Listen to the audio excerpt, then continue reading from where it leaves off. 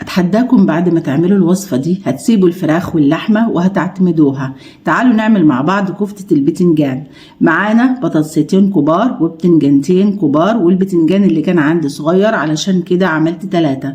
وهنبدأ نبشر البطاطس بنفس الصورة، وهنحط عليه ربع معلقة ملح ونسيبه 5 دقايق علشان يصفي المية اللي فيه. وبعدين هنبشر البتنجان، وانا بشرت واحدة بقشرها وواحدة قشرتها قبل ما ابشرها. وبعد كده هنحط ربع معلقة ملح ونسيبه برضو 5 دقايق علشان يصفي المية اللي فيه. بعد كده هنصفي البطاطس كويس جدا من المية بنفس الصورة.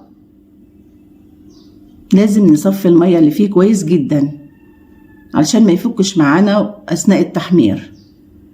وهنصفي البتنجان برضو كويس جدا بنفس الصورة.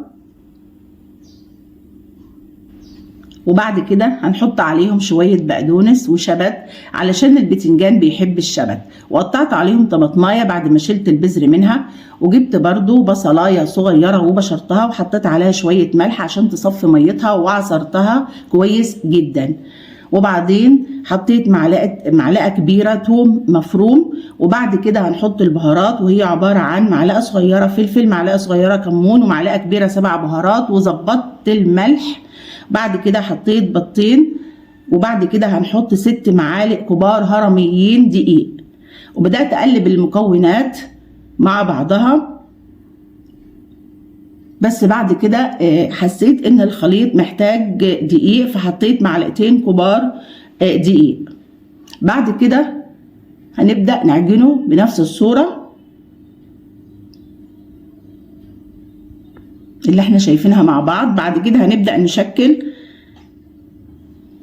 كرات الكفتة، كفتة البتنجان زي ما انتوا شايفين مع بعض بنفس الشكل. بعد كده هنحطها في زيت سخن جدا وهنحمرها. شايفين الكفتة ازاي ما فكتش معانا في الزيت؟ وده شكلها بعد ما حمرناها. شايفين ازاي شكلها يفتح النفس؟ وهتعجبكم وهتدعولي، وما تنسوش اللايك والاشتراك.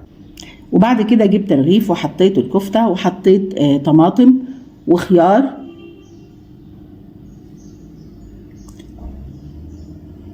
ومايونيز. وألف هنا على كل اللي جرب.